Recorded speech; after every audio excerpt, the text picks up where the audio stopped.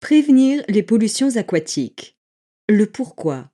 Dans l'environnement aquatique, les déchets et les substances polluantes peuvent nuire à la vie ou au développement de nombreuses espèces, y compris pour l'être humain.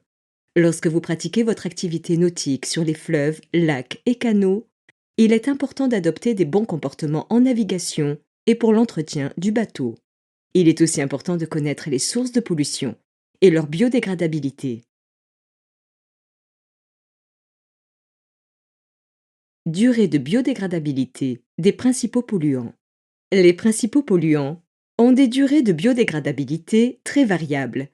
2 à 4 semaines pour les papiers toilettes, 5 à 6 semaines pour les journaux et imprimés, 1 à 5 mois pour les boîtes en carton, 3 à 14 mois pour les allumettes et les emballages fins en bois, 1 à 3 ans pour le bois et les mégots de cigarettes, jusqu'à 50 ans pour les boîtes de conserve en métal, jusqu'à 200 siècles pour les piles.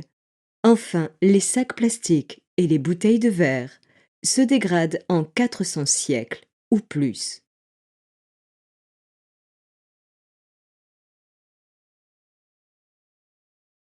Pollution des plastiques. Le plastique est une source de pollution par lui-même et par sa capacité à accumuler les polluants présents dans l'eau. Finalement, ce sont tous les consommateurs de poissons, coquillages et crustacés qui risquent d'ingérer des animaux contaminés du fait de négligence humaine.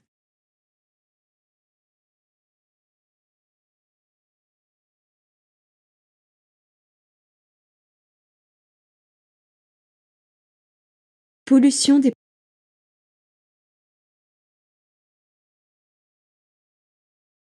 Agir pour limiter l'impact écologique. Le pourquoi. Pour limiter l'impact des activités humaines dans les zones aquatiques, il sera utile de participer à la protection de l'environnement. Quelques bonnes pratiques vous permettront de le faire. Renseignez-vous plus particulièrement sur les sites Natura 2000. Vous saurez ainsi quelles espèces sont plus particulièrement à préserver sur votre zone de navigation. Respectez le milieu naturel afin de ne pas dégrader des zones sensibles, des lieux de nidification et de reproduction de la faune locale. Quelques bases de comportement vous permettront de protéger la biodiversité sur vos lieux de pratique nautique. En particulier, l'approche des mammifères aquatiques doit se faire en adoptant quelques règles simples.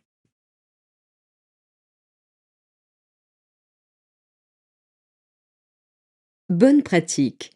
Ramassez les sacs plastiques qui flottent sur l'eau car certaines espèces peuvent les avaler.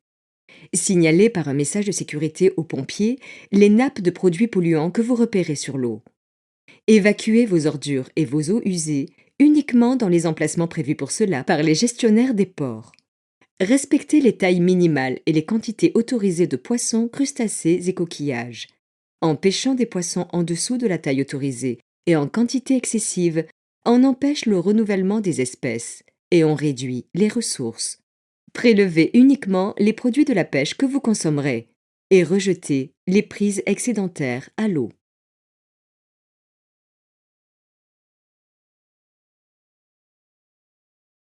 Comportement en navigation. Soyez attentif à tous les objets légers que le vent risque d'entraîner dans l'eau, comme les sacs ou les bouteilles en plastique.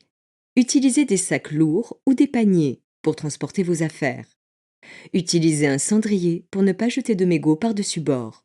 Ils mettent du temps à se décomposer, contiennent diverses substances polluantes ou nocives pour la santé des animaux qui sont susceptibles de les avaler. N'abandonnez pas ou ne jetez pas de déchets dans l'eau, même si vous les pensez biodégradables. Ramassez sur le littoral et dans l'eau les sacs plastiques qui sont un véritable fléau dans les océans. Les plastiques accumulent les polluants présents dans l'eau, PCB, phénol, pesticides, hydrocarbures.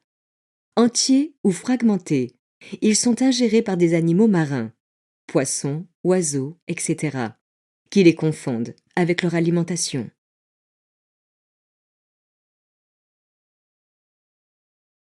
Comportement en navigation. Évitez les activités motorisées trop bruyantes, notamment près des rivages et des habitats naturels de la faune locale. Évitez de faire des remous trop importants près des zones sensibles, des lieux de nidification et de reproduction de la faune locale. Roselières, berges, petits îlots. Rivages à basse mer et dans les périodes de basses eaux dans les rivières. Équipement et entretien du bateau. Équipez votre bateau de cuves à eau noire et n'utilisez pas vos toilettes marines. Les ports proposent toutes sortes d'équipements pour améliorer la vie à bord. Sanitaires, bacs à vaisselle, douches. Vidangez vos cuves d'eau usée dans les emplacements prévus à cet effet dans les ports. Remplissez prudemment le réservoir de carburant pour ne pas répandre d'hydrocarbures dans l'eau.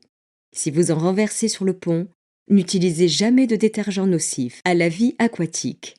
Privilégiez le lavage à l'eau claire pour vos embarcations. Si vous devez utiliser un produit d'entretien, choisissez le biodégradable et surtout sans chlore. Effectuez obligatoirement vos carénages sur des aires prévues pour la récupération des eaux de lavage. En cas d'utilisation de peinture anti-fouling, respectez les recommandations présentes sur la notice des produits et veillez à limiter les rejets dans le milieu. Utilisez des moteurs marqués CE dont les normes garantissent le respect de l'environnement.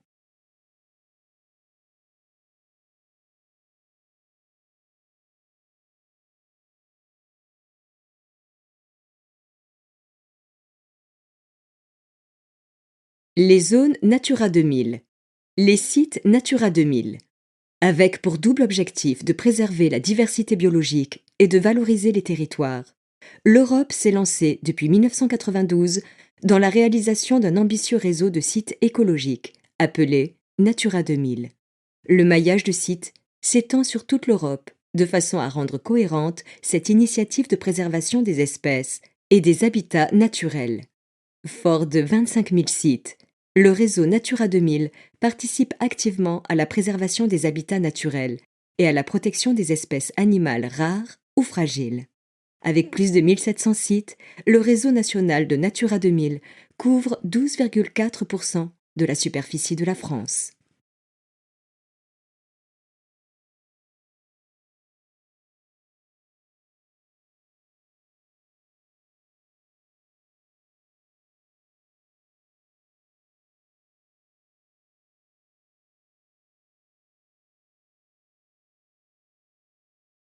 Que signifie cette marque sur un navire?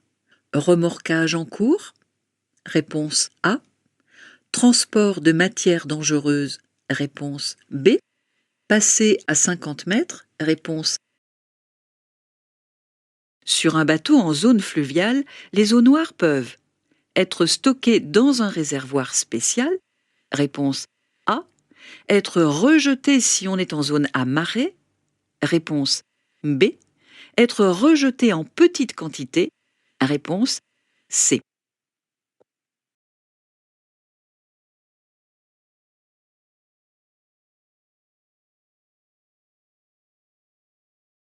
On stocke les eaux noires impérativement dans les réservoirs prévus à cet effet. Réponse A.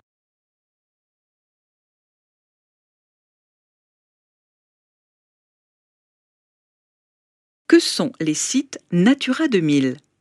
Des zones préservées où il est impossible de pénétrer? Réponse A.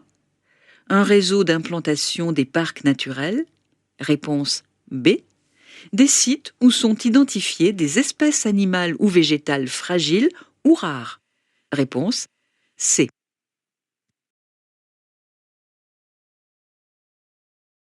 Les sites Natura 2000 recensent les sites de préservation et de protection des espèces animales ou végétales fragiles ou rares.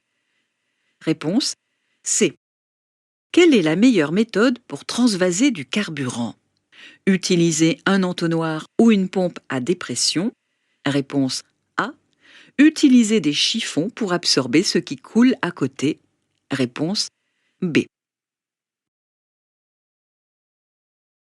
Une pompe à dépression ou un entonnoir est plus sûr et plus propre pour transvaser du carburant d'un bidon dans le réservoir du bateau. Réponse A. Pour limiter la dégradation des berges, on doit naviguer de manière à réduire les remous provoqués par le sillage du bateau. Oui. Réponse A. Non. Réponse B. Les remous créés par la vitesse ont un effet notable sur la dégradation des berges et sur les nids des animaux situés au ras de l'eau. Réponse A. La vitesse excessive sur une voie d'eau a des effets notables sur la dégradation des rives. Seulement en cas de crue? Réponse A. Oui, à cause des remous créés par le bateau. Réponse B. Les remous créés par la vitesse ont un effet notable sur la dégradation des berges et sur les nids des animaux situés au ras de l'eau. Réponse B. Quelle est la durée de biodégradabilité d'un sac en plastique? Moins de 10 ans? Réponse A. Entre 50 et 100 ans? Réponse B. Beaucoup plus que 100 ans? Réponse C.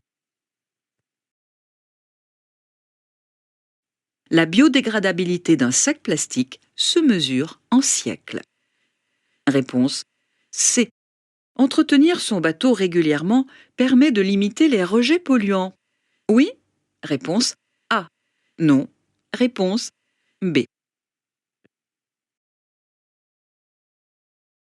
L'entretien régulier du moteur permet d'éviter les fuites de carburant et d'huile dans la cale et limite les émissions de CO2. Réponse A. Pour la protection de l'environnement, quel type d'antifouling faut-il utiliser? Ceux à base de métaux lourds? Réponse A. Ceux à base de polymère? Réponse B. Ceux à base de silicone? Réponse C.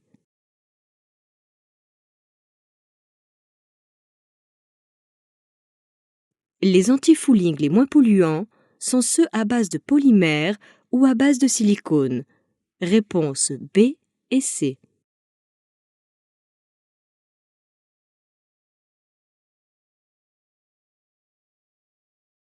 Le navigateur respectueux de l'environnement doit entretenir régulièrement la coque de son bateau pour éviter une consommation excessive de carburant. Oui, réponse A.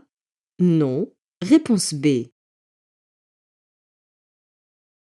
Le navigateur Pour vider les eaux noires du bateau en zone fluviale, il faut impérativement le faire avec une pompe adaptée.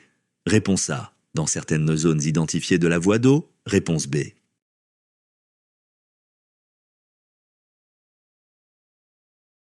Le vidage des eaux noires est à faire impérativement avec une pompe adaptée à cet effet et jamais dans l'environnement. Réponse A.